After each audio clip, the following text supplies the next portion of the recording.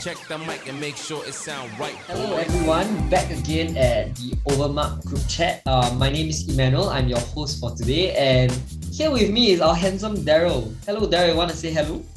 Hey, hi everyone. Today Emmanuel decided to steal my limelight by doing the opening. That's my line, okay? But today we are here to talk about a topic that will be very, very relevant to you because June holidays is coming, and how do we exactly spend a productive June holiday working towards our O level and A levels. So today we want to break down in terms of how you can construct your study plan. What are some self-study tips that would really help you go a long way, and how do you keep yourself motivated? So without further ado, let's jump straight into it. Maybe Emmanuel, can you set some context in terms of how important exactly is June holidays?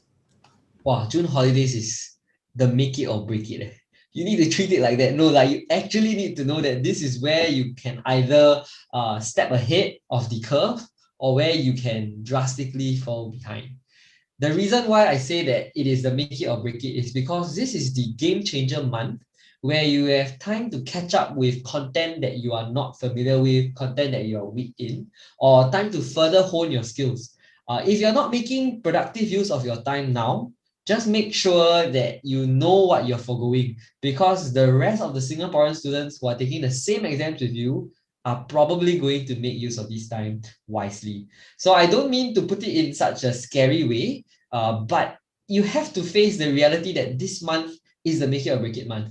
If you are not investing the effort that you should be in this month, then there will be severe consequences lah.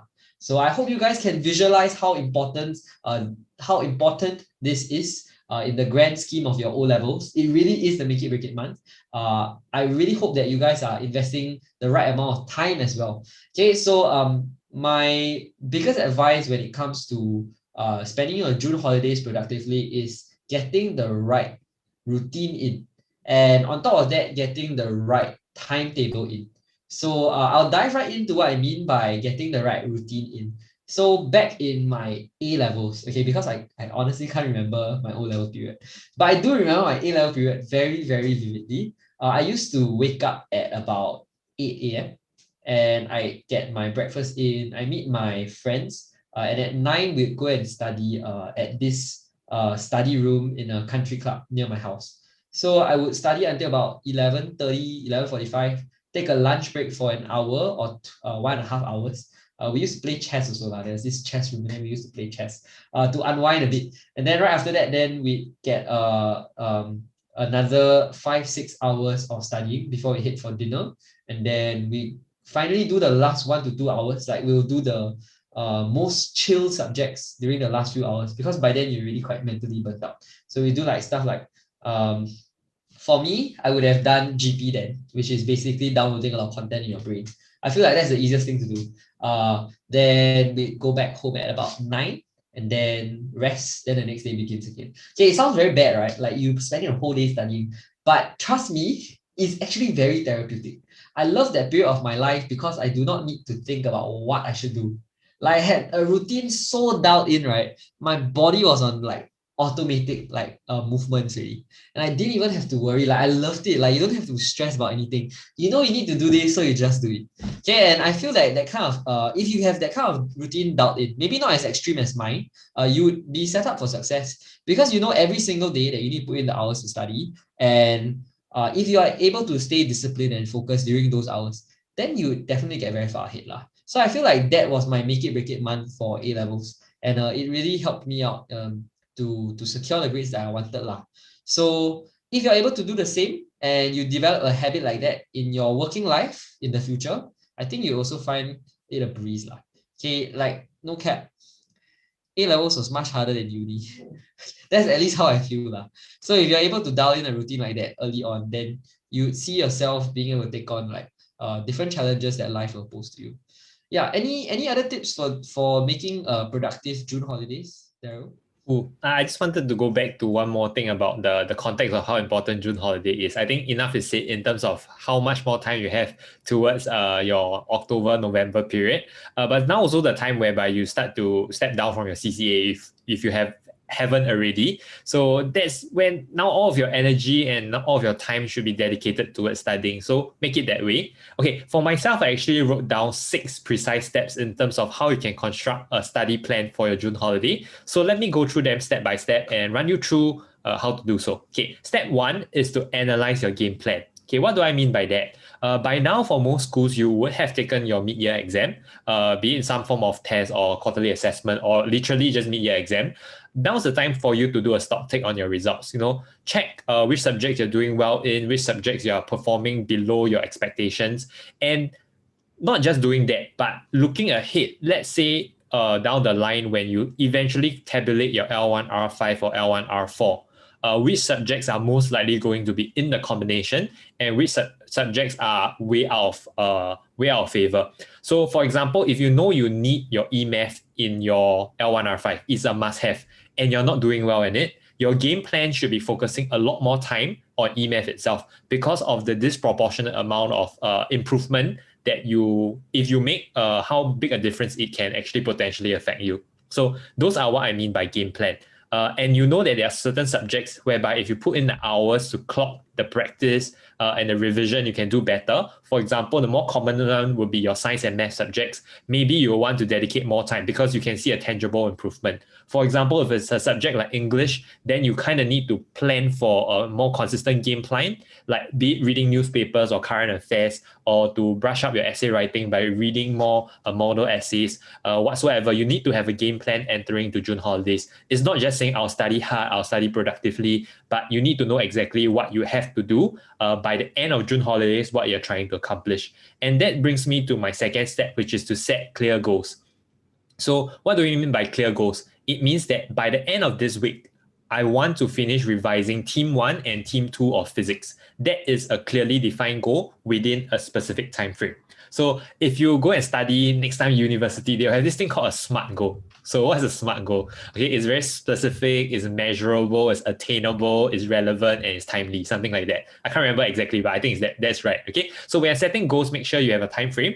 You know exactly what you're tackling. So specific is not just I want to revise these chapters. I want to revise and maybe do my TYS, okay, or do my TYS MCQ and run through my corrections as well. So you need to set very clear tasks in terms of how you intend to achieve your game plan. So you can see I'm like moving down the funnel. First is having your game plan out, your goals, and then you set more smaller goals that you have to achieve throughout the June holiday. So typically I split up June holiday into week 1, week 2, week 3, week 4. So you kind of want to build a progress in terms of that.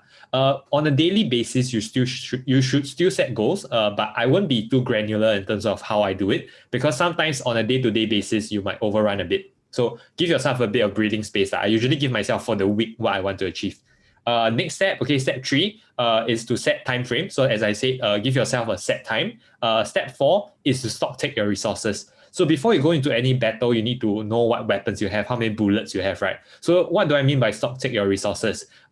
Check, for example, whether you have your textbook, you have your school notes, your TYS, your guidebooks, your practice papers, your prelim papers, or if you're using overmarked notes, whether you have the PDF version or whether you have the curated notes. So you kind of want to have everything that you need organized, and you can easily find them. Because the worst case scenario is like, oh, today I'm supposed to do my 10-year series, but I cannot find my 10-year series. That really throws a whack off your plans. So you kind of want to organize where you have all your material so you know what to refer to. And for resources that you don't have, that's when you start asking your friends, where was the QA practice that the teacher gave? I cannot find it. Yeah. So that's a good time for you to do a stock take. Now, okay, once you have all of your resources ready, that's when you jump into your game plan. So on a day-to-day basis, drawing back to what Emmanuel shared in terms of having a routine, this is where you set realistic goals. For example, I want to clock 2 hours in the morning, 4 hours in the afternoon, 2 hours at night. So that's how you should structure it. And then you should have a very clear timetable at what time slot you should be doing what, okay? So you don't overrun into the next. And lastly, at end of every week, or maybe even at the halfway mark, you should review your progress. For example, did you hit the goals you wanted to do that you set out to achieve? And if not, do you need to adjust a bit to give yourself a bit more breathing space?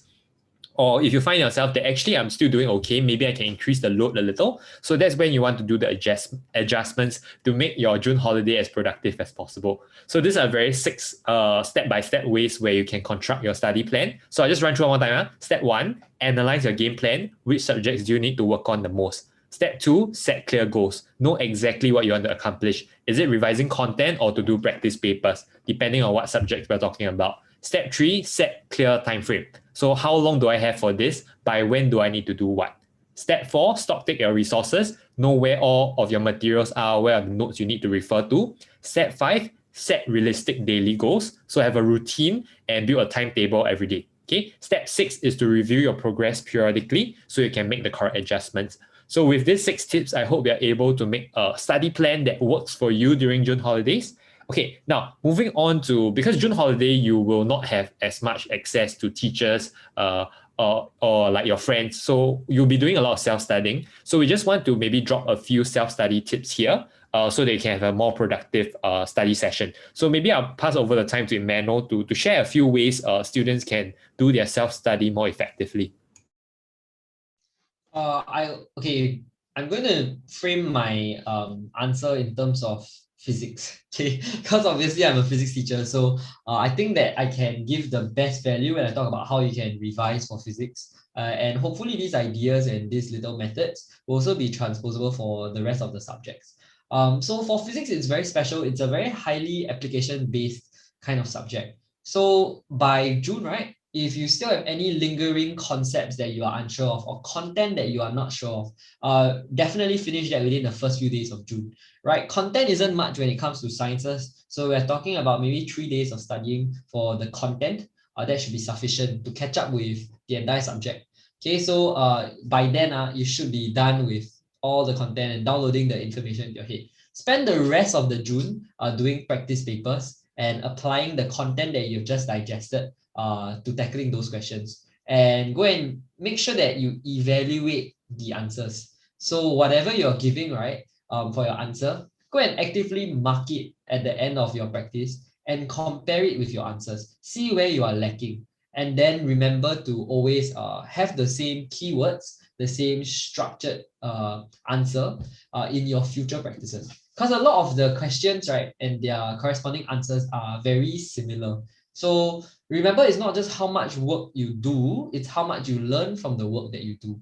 Actually, that is more important, right? I used to have a couple of students who got so caught up in this practice, do more papers, will do better mentality, that they miss the entire point of doing the papers, right? You're not doing the papers just to get more practice in, like that's literally not the reason for doing the practice. You should be you should be doing the practice with the objective of learning the things that you're unfamiliar with, right? Remember that your idea is to take away new information, new methods of answering, new strategies to tackle questions, not just to take it off your to-do list. That is literally not the point. So make sure you remember this. I believe it will be the same for the other subjects like your math and your sciences. Look at the way they phrase their answers and where your answers are missing, and then learn from that. Do not just do it as if you have to do it because it's on your to-do list. Like that could be that would definitely put you backward, in fact.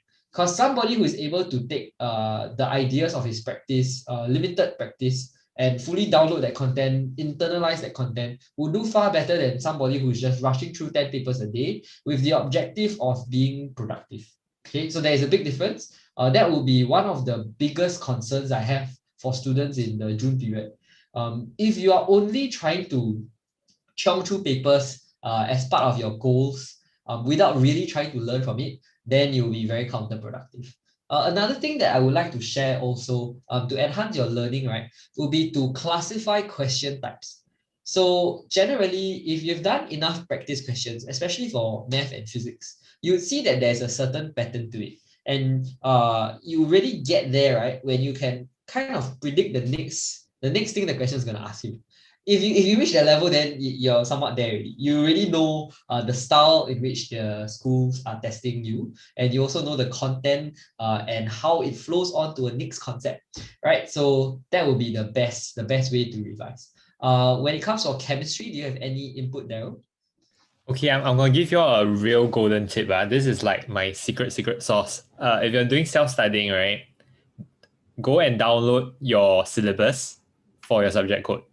What do you do next? Take out your TYS, look for the learning outcomes, okay, in your in your syllabus, and match it to a question in a 10-year series. So, for example, if the question is asking you whether you understand salt preparation for precipitation, they will say that you need to understand this, and this in your learning outcome. Then you see how it's being applied and how it's being tested in the form of a question, and then you see whether you really understand how to solve it. Why do I use salt preparation as an example for chemistry, for example? Why? Because a lot of students, they understand how to do salt preparation, precipitation, step 1, step 2, step 3, step 4. Everybody get it, right? We all know how to do it. But do you know when you need to do precipitation or when you need to do titration?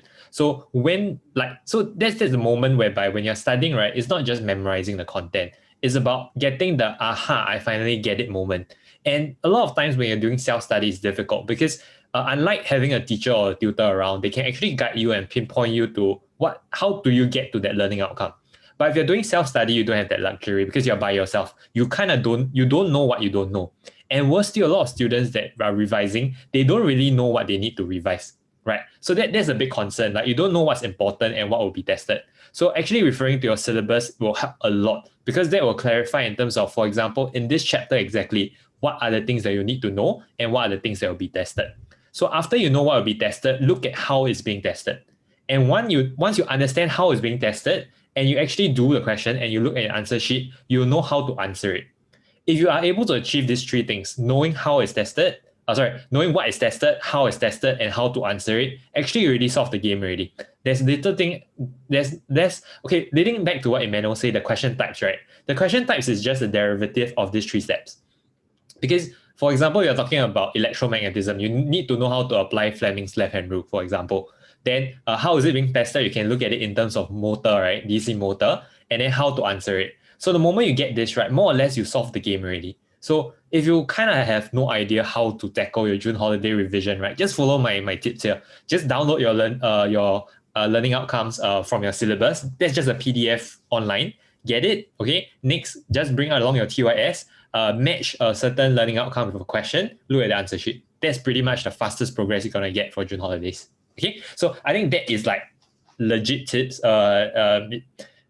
Yeah, that will help a lot lah. So when I design my own curated notes or the free notes you see on Overmark, they are designed exactly as per how your syllabus requires it. So I don't like to add in extra information because those extra information won't appear at O levels. So and a lot of students when you study, you hate to refer to the syllabus because like you're like, I know what this chapter is about. But sometimes you really need to go and look through to understand what O levels or A level, what Cambridge can test you. So go do so lah.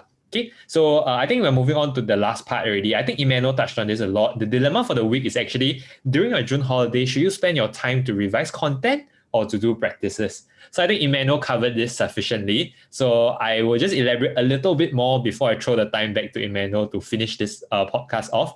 For me, it's about revising the content, making sure you at least minimally understand the concept, the basic concept, then you try to apply it to further your knowledge. So there's no better way to put it. Without content, you cannot progress further. But with just content, you can only progress so far. So you want to make sure you have your foundation set, and then you try the different question types to make sure that you understand. For subjects like English, that I would say English and humanities, no matter how much you practice, right, sometimes there's a cap. So what you should be doing more is to read up more and to refer to better examples of how a question is being written or how you do your source-based questions. Because looking at more model answers and sample answers, that will help you like refine your own answer, understand what's the best way to come up with a better solution lah. So that's that. For subjects more like math and science, sometimes practice do help, but they cannot be done blindly, like Emmanuel has mentioned. It's not about blind productivity, right? So it's about making sure you have the aha moment, like I get this now.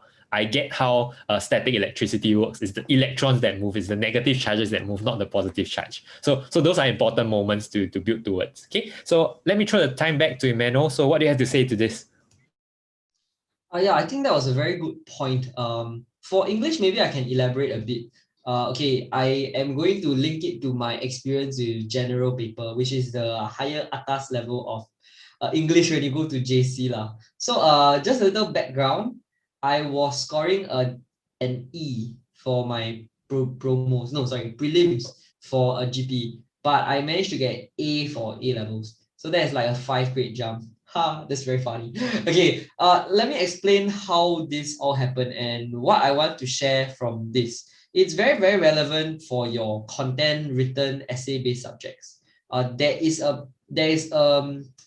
actually a pattern behind the madness. So you always hear of people speaking about flair of writing, right? They always use this term, like you have the flair for the subject. Right? It sounds very cheap, sounds like what the hell are you saying? And it really is a lot of smoke and mirrors here. It's really not very complicated. Like there are patterns in which certain essays are written, which can be reused and conveniently plugged and played for other topics. So this was especially the case for general paper and literature. Like I took those two subjects and then did well for A levels for that by identifying and demystifying patterns behind brilliant essays. And like the way that you can really get consistent with this is to develop a structure to answering those questions. For I believe the same is true for O-level English and the other written subjects also.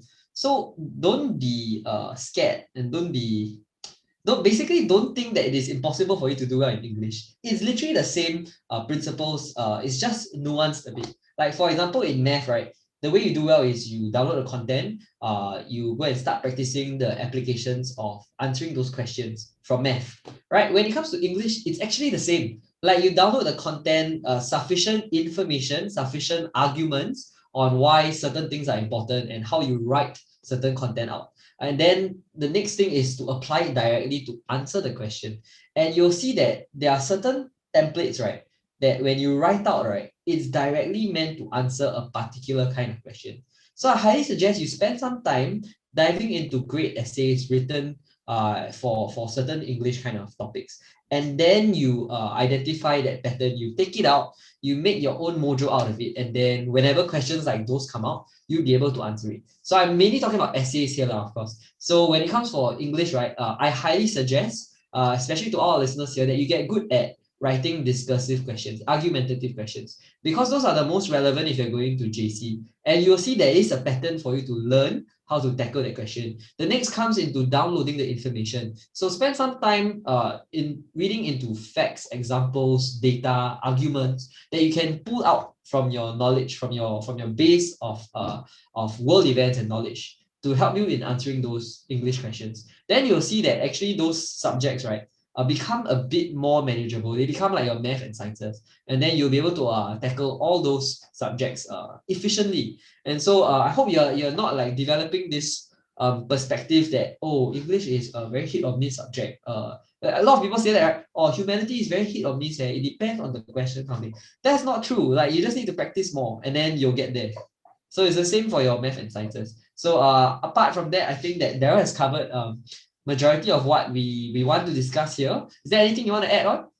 Nope, I think that will be all for this week's podcast. I hope that all of you out there that are listening, you can spend your June holiday as productive as possible. Obviously, here at Overmark, we hope to be part of that process. So hope that whatever learning resources that we're pushing out will help you along with that. So with that, we've come to the end of the podcast. Remember to follow us on YouTube or on Spotify. Throwing back to Emmanuel to say one last goodbye. Alright, fellas, study hard. This is the make it, break it month. You better make it. Alright, bye everyone.